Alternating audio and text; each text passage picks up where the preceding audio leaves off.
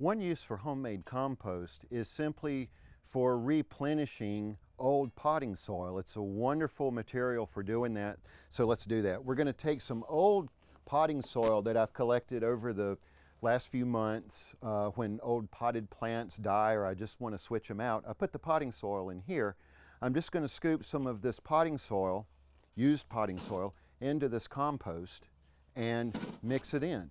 And it's a great way to not only amend this old potting soil for drainage and workability, but we're also putting a shot of nutrients back into it so we can use it again.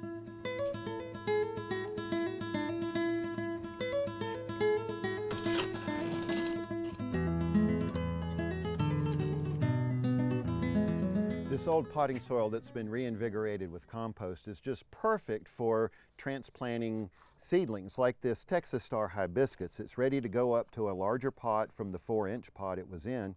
And we're giving it this potting soil reinvigorated with compost. It will not only help with drainage so watering won't be a problem, we're also giving it a boost of nutrients that will not only get it growing, it will keep it growing. For Get It Growing, I'm Kerry Heafner with the LSU AgCenter.